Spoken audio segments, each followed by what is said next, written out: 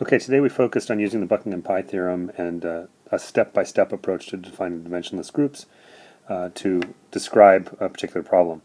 The case that we went through in lecture today involved a drag force from fluid interacting with a solid object. The solid object has three length scales that describe it, d, L1, and L2. The approach velocity is described by the velocity u0, and the fluid is characterized by the density and the viscosity. Finally, the drag force is the variable of interest. What we have is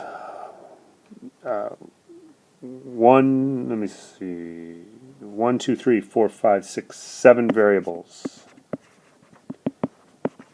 The units involve mass, length, and time. So we have 3 units. So we need 4 pi groups. The approach that I'm encouraging you to use is to first of all identify common dimensionless groups. The first one is the Reynolds number. Reynolds number is u0 times, say, the diameter times density divided by mu.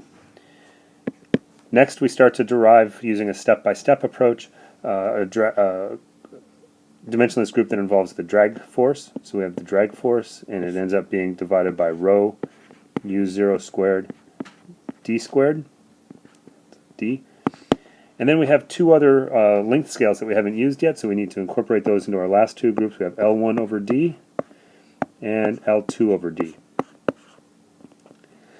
Those are our 4 pi groups that describe the problem. We know that we've got a complete set. Buckingham Pi theorem tells us that 4 is enough. Further, we've used all of the variables at least once.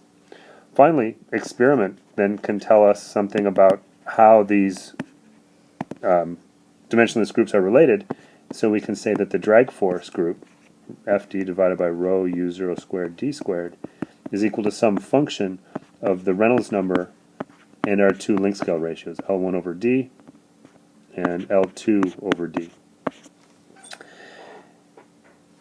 That also defines the scale of that drag force. If we multiply both sides by rho u0 squared d squared, we can see that the drag force is going to have a magnitude related to that particular group. So if we change the scale, change the density, change the velocity, we have a feeling for how the drag force will respond. For example, if we increase the velocity by a factor of 2, then we expect the drag force to increase by a factor of 4, since the denominator involves the velocity squared. On the other hand, if we increase the density by a factor of 100, then the drag force would respond linearly and increase by a factor of 100. So this scaling group kind of tells us a little bit about how the drag force responds to changes in scale and changes in conditions.